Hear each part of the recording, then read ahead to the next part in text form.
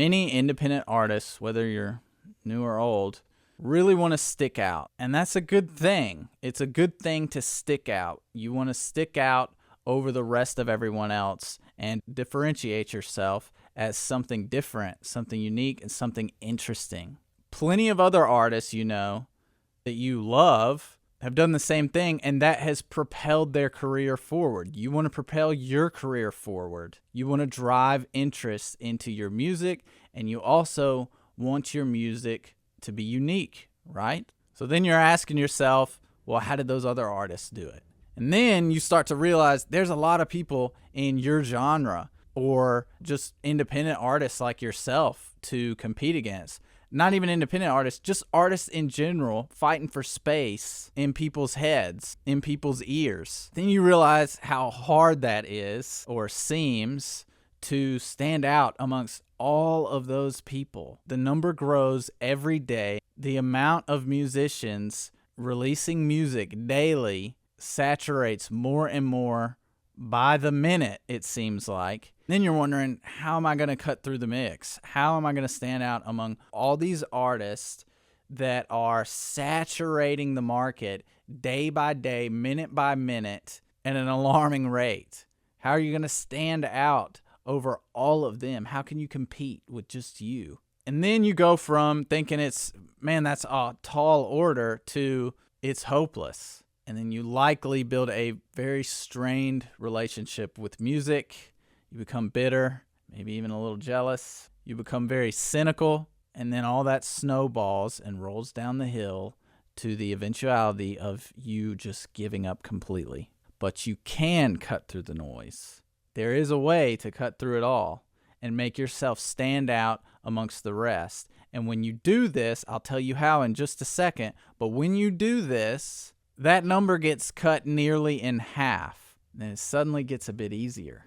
It becomes more conceivable that you can actually have a successful, productive career as an independent artist, no matter how many other people are flooding streaming services every day. You can stand out above all those other artists aside from marketing. And that's a whole nother topic. And you do need marketing. But this is something you've got to have first. And when you have this, it's the same thing that made those artists that you look up to, those artists that really intrigue you. This is the thing that made them get noticed in the first place as interesting, worth following. And what is that crucial thing? What is that crucial element? It's finding your own sound. Now, I know to some people that might sound really hard, like you've been trying forever and you can't find it, or it's something that people are born with. For instance,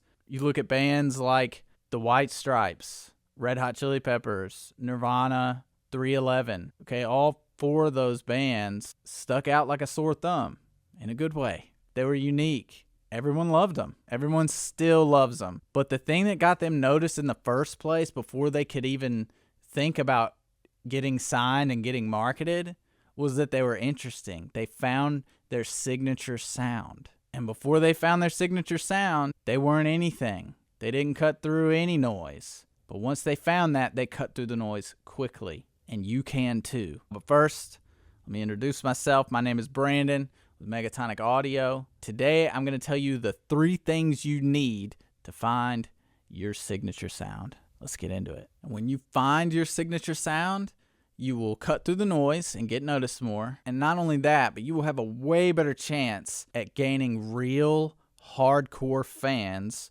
rather than just passive fans that are just fans of your genre in general. These people will be diehards and they will be clamoring to hear more of your specific sound. All right, before I tell you how to find your signature sound, there's a couple things you're going to need to think about first before you even start. Number 1, you're definitely going to want to detox from music. Yep, you're going to want to not listen to music for a long period of time.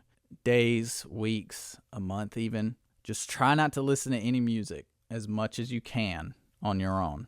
So anytime that you electively start playing music, whether in your car or working out at the gym, running, whatever you do, either listen to nothing, which is good sometimes, or if you have to listen to something, listen to like an audiobook or a podcast, preferably a podcast that's not related to music.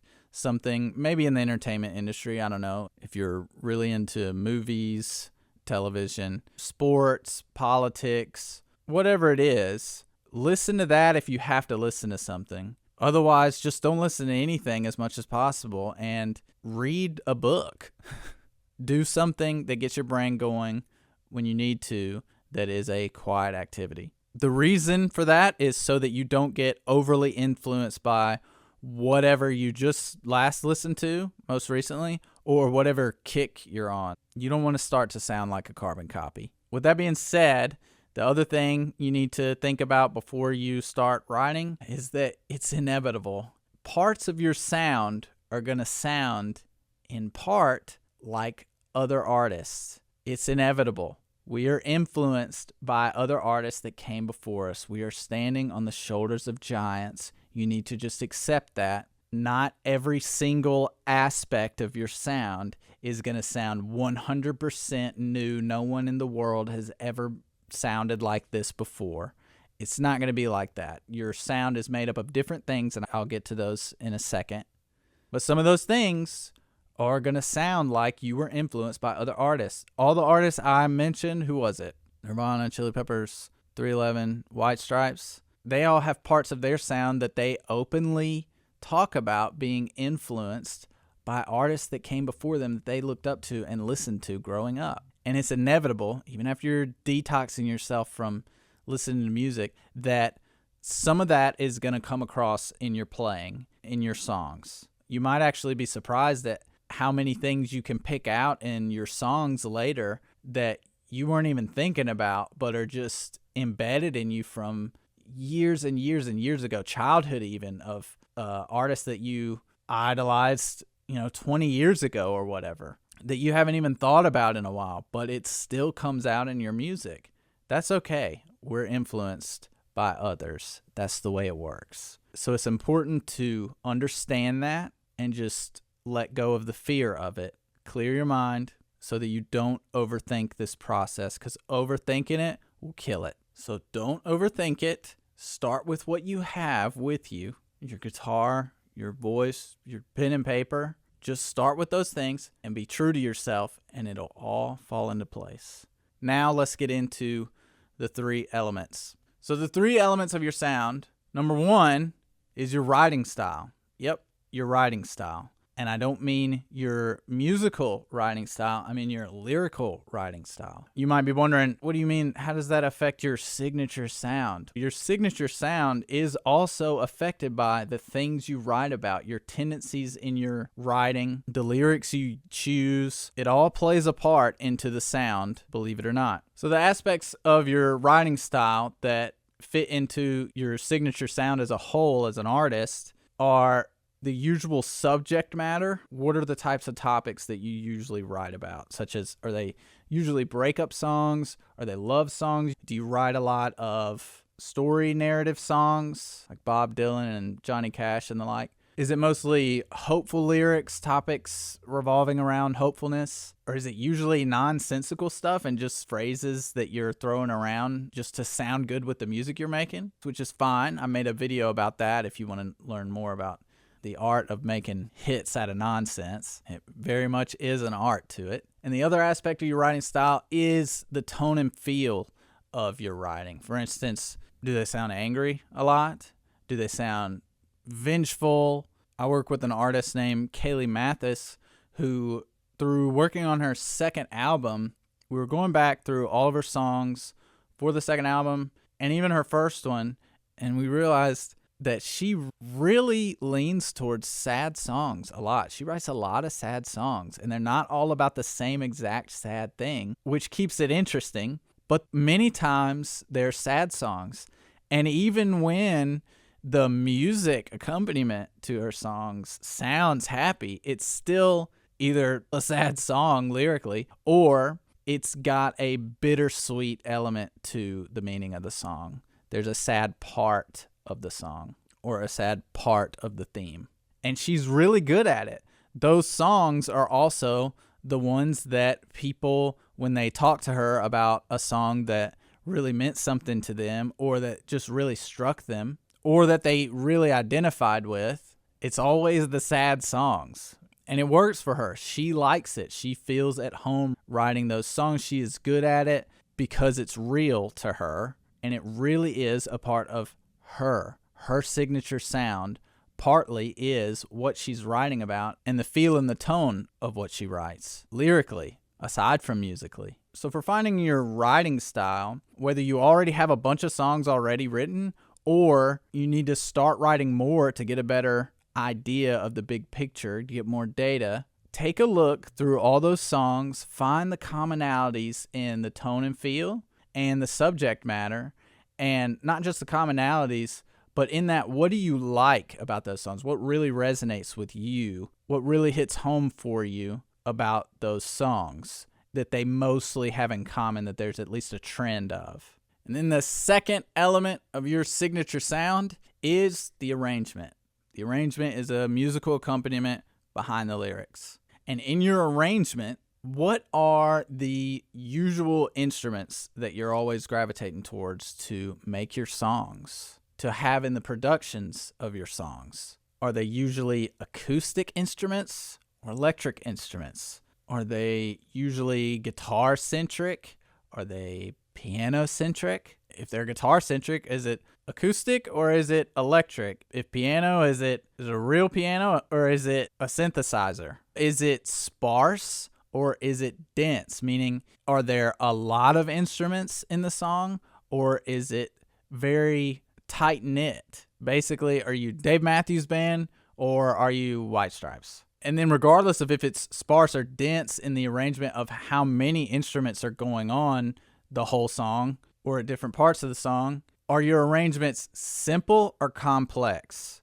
Are they regular 4-chord songs? Are they complicated arrangements? Basically Nirvana versus Snarky Puppy, right? Very different levels of simplicity and complexity. And both work for each artist. Both work for each band. But you got to figure out which one you are through a lot of trial and error and just making a bunch of songs and sifting through them and seeing what the commonalities are. What's the trend? Then you bring yourself to the third element, number 3, which is the obvious one, tone.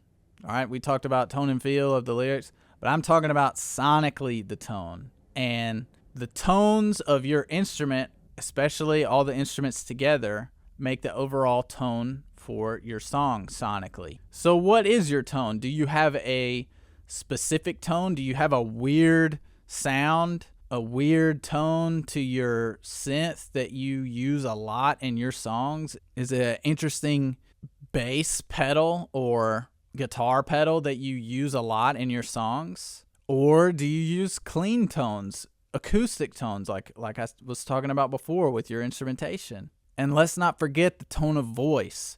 Are you a raspy singer? Are you a quiet singer? Are you a loud singer? Again, with Kaylee Mathis, when I was working with her to produce the second album, we really noticed her style of voice is obviously not the typical timbre or style of most female singers in her age group.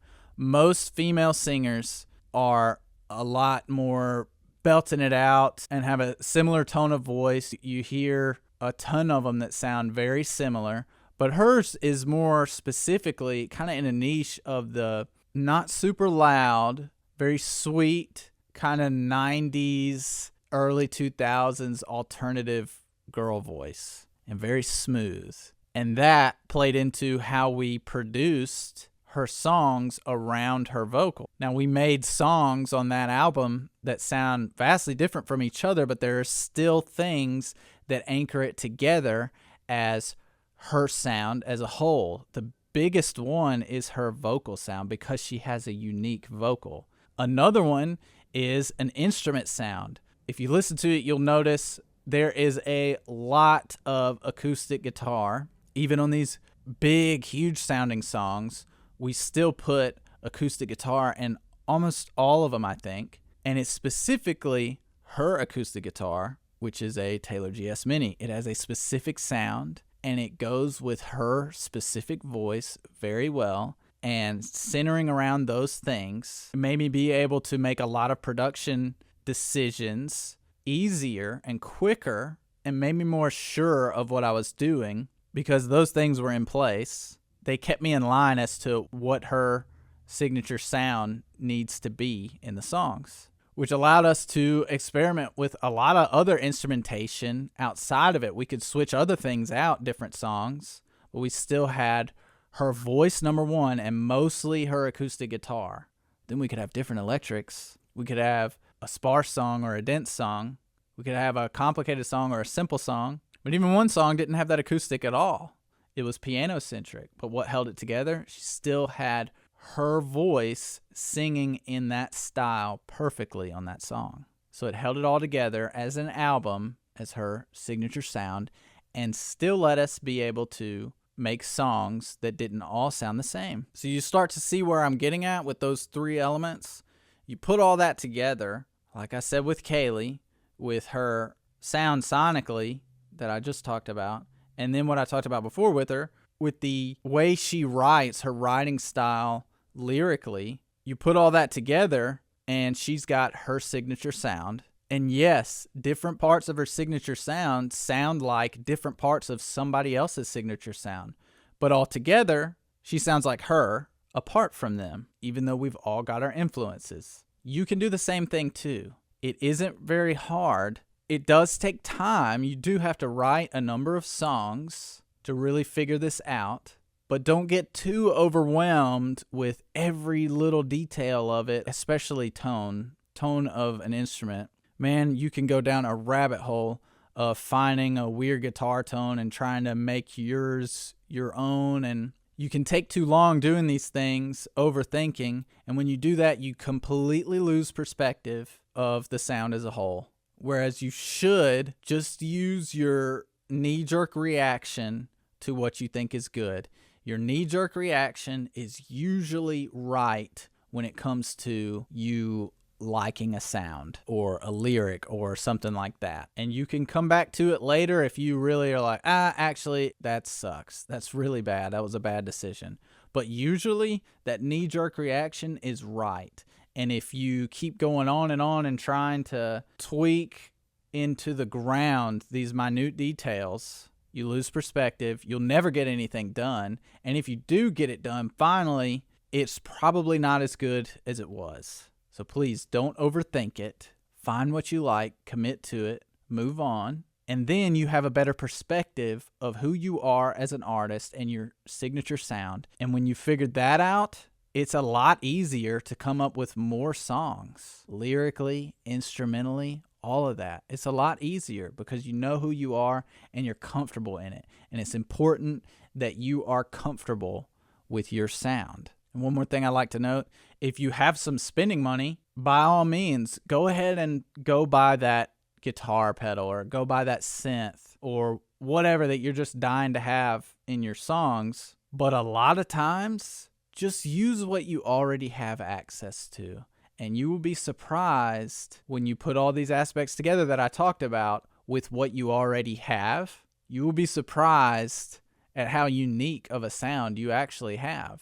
And yeah, in the beginning, you might be a little insecure about it. Let's just get that out of the way. You will, probably. Most of us are. But it's going to resonate with people a lot more than if you were just making cookie cutter songs, trying to be one size fits all. It's not going to work. Those fans don't stick. They don't follow you. They don't support your career in the way that you really want them to. They might stream your music a couple of times, but they'll quickly move on. They're not hardcores. You want to build your community, and that starts with being interesting, which is fueled by your signature sound. All right. Hope y'all like that. Sorry I was rambling. Y'all caught me rambling again. May have went over a little bit, a little long, but I hope you guys take that to heart and find your signature sound. I'm anxious to hear what you guys come up with if you haven't found it yet, if you're new as an artist, or if you are not new at all, but you've never thought of actually getting your own signature sound. I'd love to hear some of y'all's music. So comment below your if you've got music, your artist name, and some songs I should look up. I'd love to check them out and to see what your sound is. And if you want to take that music to the next level and get your song produced, no matter where you live, this is a remote service. Click the link in the description or pinned comment or wherever I put it. Follow from there, and we'll see if we can work together. But other than that, I really appreciate your time. Like, subscribe, follow, share this video, all that good stuff. It helps me get to more people like you to talk to topics like this, and I greatly appreciate it. Thank you so much for watching.